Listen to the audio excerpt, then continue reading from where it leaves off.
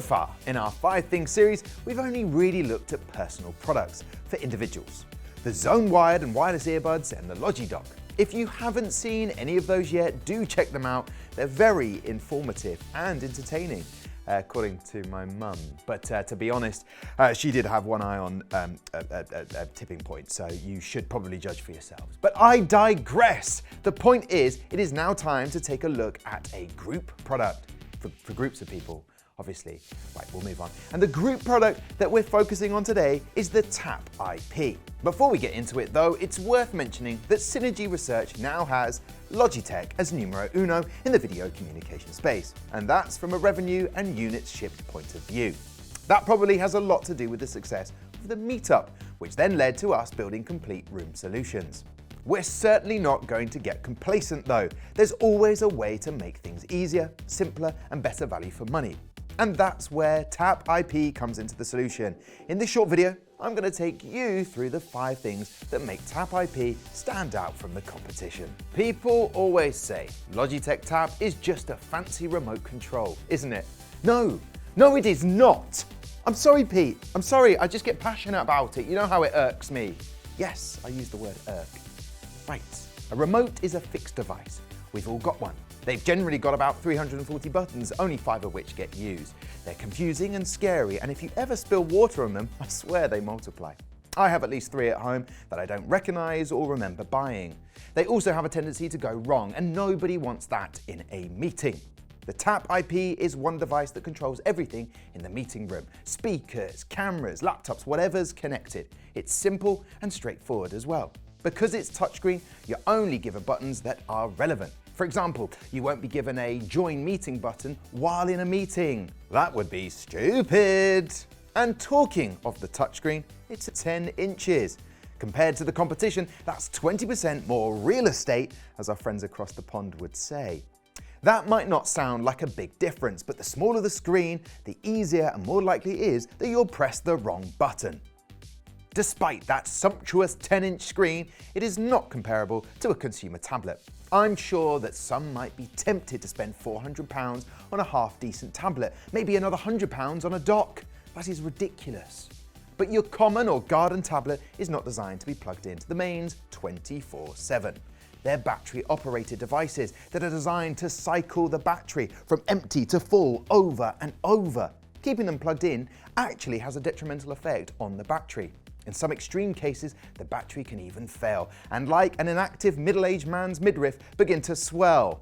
This can lead to a fire. The battery, that is, not the man's midriff. I don't want to alarm anybody. We're not the only company to realize this, of course. Many others have filled the space with similar offerings, but most of them are a bit, well, bulky. They're also generally custom control systems. Usually having something customized is a good thing. A custom suit, custom jewelry, a custom cushion with your face on it that you give to your partner as an anniversary gift, which she proceeds to throw back in your face before storming out for several days. Probably. Sorry. In this case though, custom is not so good because it means that every meeting room is bespoke, which means that every room requires custom programming. And if you want to change anything, it becomes very expensive. Change, though, is something that Logitech is bringing to the meeting table. If your organization makes a decision that you're going to move from one platform to another, going from Zoom to Teams, for example, you can move over without changing all of the hardware. For the risk-averse among us, who always eject the USB stick before removing, this is ideal. It means that we don't have to worry about spending a fortune on the change of hardware further down the line. To further enhance your meeting experience, the TAP IP benefits from enterprise cable management. This means that the one wire that powers TAP IP and connects you to the network is locked away out of sight. Not only does this look neater, it also means that other people are less likely to borrow the connection. I'm already late for my meeting. I don't want to have to play hide and seek with the Ethernet cable and then wait for it to power up because you didn't reconnect it, Keith.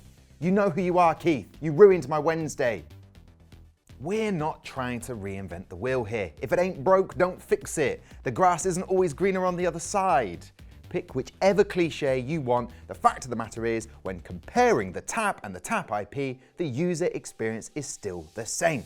That means that almost all of the major features and functions are present. One touch to join is still there. It still has a 10.1-inch screen. It still sits at a 14-degree angle, which keeps it nice and low to the table, and the motion sensor is still on the front. All of the mounting solutions that you're familiar with are still available. Table, riser, and wall, they're all there. Personally, having had a play with both the Tap and Tap IP, I could not tell the difference. I mean, I'm probably not the benchmark here. I actually thought that Tobey Maguire was still playing Spider-Man, but apparently now it's someone called Andrew Garfield. Sorry? Tom. Yep, Tom Holland. Don't know. Anyway, the point is, if you like the Tap, you'll like the Tap IP. We've got all the way down to number 5, and we haven't really discussed what makes the Tap IP different to the Tap. The keen listeners among you might have noticed that earlier on I alluded to it. The Tap IP offers power over Ethernet delivery. This means that it's a device with only one wire. Just plug the Tap IP into the network, plug your device into the network, and then connect them via, you guessed it, a USB cable. Just kidding, via network. There's no need for an abundance of wires, hence the name, Tap IP, as in IP networking. Clever, right?